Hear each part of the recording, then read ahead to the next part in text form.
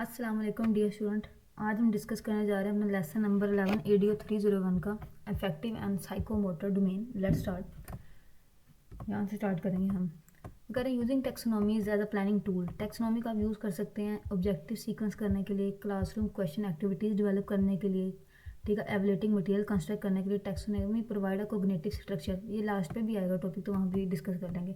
Bloom taxonomy क्या होती है, ये पहले भी मैंने डिस्कस कर लिया है लास्ट चैप्टर में, कि ये कह रहे हैं कि ब्लूम टेक्सोनॉमी एक एजुकेशनिस्ट था जिसने 6 लेवल ऑफ लर्निंग दिए थे, जो हमने लास्ट पढ़े थे। उसमें से 3 लेवल्स वो कह रहे हैं कि वो लो लेवल है, लेकिन जो अदर लेवल थे ना, एनालिसिस, साइंथिसिस, एवोल्यूशन, वो हायरार्किकल नहीं है। मतलब ये डिफिकल्ट है कहना कि इनमें से हायर कौन सा है। जिसको भी ब्लूम टेक्सोनॉमी समझनी है वो लास्ट लेक्चर में समझ ले, जो मैंने इससे पीछे दिया था। ठीक हो गया।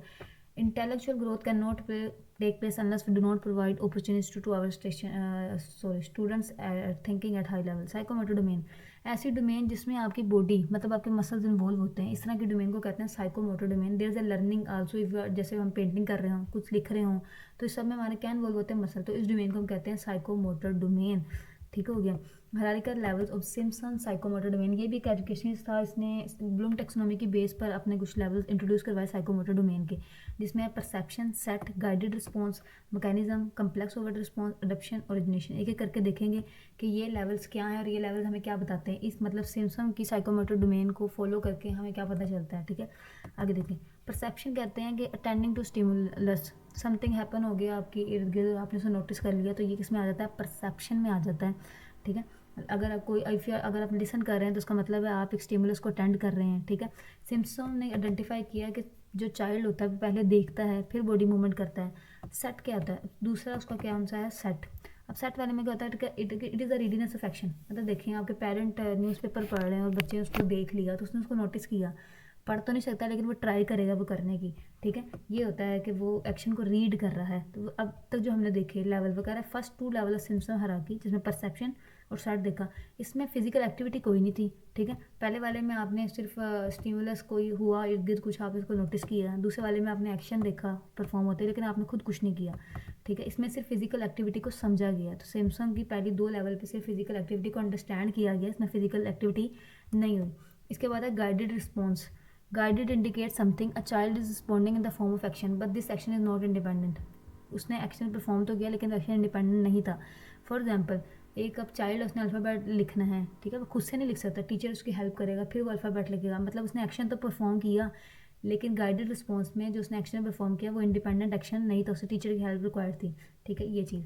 आगे mechanism. Mechanism indicate that child is independent to do a task by follow, अपने मैकेनिक को फॉलो करके वो एक चीज़ कर सकता है। मतलब चाइल्ड में not be able to perform task independently, मतलब कर तो सकता है लेकिन वो तब कर सकता है कोई काम जब हम उसे सिचुएशन प्रोवाइड करें, लेकिन उसने लिखना है तो मैं उसे पेपर और पेंसिल प्रोवाइड कर दूँ।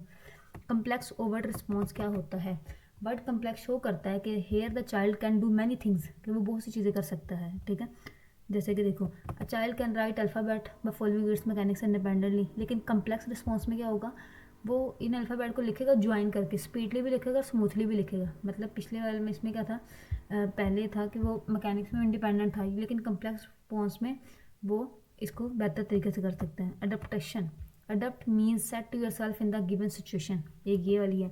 उसके बाद है ओरिजिनेशन। ओरिजिनेशन का mean something very, this is the level where child can originate, अपनी तरफ से चीज़ें कर सकता है। मतलब उसे कैलीग्राफी आती है तो वो न्यू स्टाइल की कैलीग्राफी इंट्रोड्यूस कर सकता है। ठीक है, इसे कहते हैं ओरिजिनेशन। तो ये किसके लेवल से, ये सिम्पसन के हायरार्किकल लेवल से साइकोमोटर डोमेन में जो उसने इंट्रोड्यूस करवाए थे। ये तकरीबन कितने हैं, 7 है, ये आपने देख लिया ना कि मीनिंग्स में बता दी है। नेक्स्ट देखें जी। इसके बाद अफेक्टिव डोमेन, ऐसी डोमेन जिसमें आपकी फील और एटीट्यूड इवॉल्व होता है, इमोशन से रिलेटेड होता है। Hierarchy of affective domain was develop, इसको किसने जो है डेवलप करवाया, ब्लूम ने और कैराथोन ने 1964 में अफेक्टिव डोमेन को इंट्रोड्यूस करवाया। Affective domain is about developing certain attitudes and dispositions. इसके कितने लेवल हैं अफेक्टिव डोमेन के, अफेक्टिव डोमेन के खुद के 5 लेवल हैं।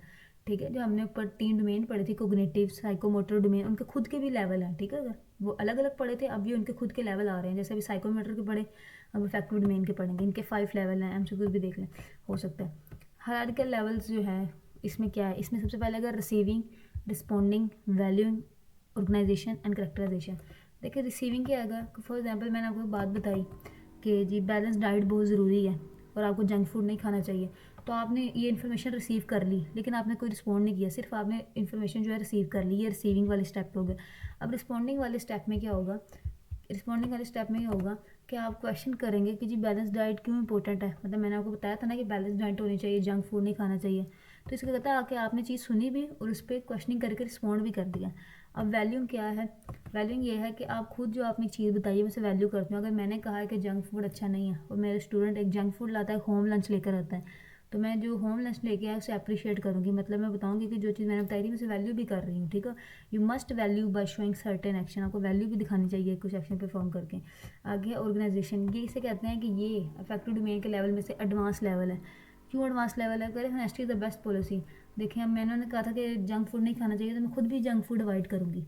तो ये कौन सा लेवल हो जाएगा कि मैंने खुद भी वो चीज़ जो अवॉइड की है, but if himself start avoiding junk food और स्टार्ट टेकिंग हेल्थी फूड, तो सबने आपको ऑर्गेनाइज कर लिए। तो ये क्या है, ये इफेक्टिव डोमेन का एडवांस लेवल है ऑर्गेनाइजेशन। करेक्टराइजेशन क्या है कि वो चीज़ मेरी ज़ात का हिस्सा बन गई एक तरीके से, कि इन ऑर्गेनाइजेशन यू स्टार्ट शोइंग कि आपने उस बिहेवियर वो बिहेवियर शो किया है, लेकिन वो बिहेवियर कंसिस्टेंट नहीं। मतलब आपने कहा कि मैं जंक फूड नहीं खाती थी लेकिन कभी कभार खा लेती हूँ, तो वो बिहेवियर कंसिस्टेंट नहीं है। करेक्टराइजेशन ये है कि आपने उसे मुकम्मल तौर पर अपनी ज़िंदगी का हिस्सा बना लिया कि अब तो मैंने जंक फूड खाना ही नहीं है, और आपको आपकी इसी करेक्टर से पहचाना जाएगा, ठीक है। करें using taxonomy as a planning tool, taxonomy का आप यूज़ कर सकते हैं सीक ऑब्जेक्टिव को सीक्वेंस करने के लिए। जब आप लेसन डिसाइड करते हैं, यू नीड टू डिसाइड कि which objective need to be set first and which objective need to be set next. अब जब आप काम लेसन पढ़ा रहे हैं तो आप बताएंगे कौन सा लेसन पहले पढ़ा दूँ, कौन सा बाद में पढ़ा दूँ, ठीक है। सिक्वेंसेस, आप क्लासरूम में क्वेश्चन और एक्टिविटीज़ को डेवलप कर सकते हैं टेक्सोनॉमी को फॉलो करके। एवेलेटिंग मटेरियल कंस्ट्रक्ट कर सकते हैं। कह रहे टेक्सोनॉमी में note may be used to decide what to teach and how to teach and evaluate to teaching, ठीक है। ये आपने देख लेना। इसके बाद taxonomy provide a cognitive structure. We must know access them on their missing knowledge, but we must try to identify the diagnostic factors. ये तो देख लेना। ये तकरीबन लेक्चर कंप्लीट हो गया। अगर तो आपको कोई क्वेश्चन हो तो कमेंट कीजिएगा। अगर वीडियो पसंद आई है तो लाइक शेयर एंड सब्सक्राइब करें। अपना ख्याल रखिएगा। अल्लाह हाफिज़।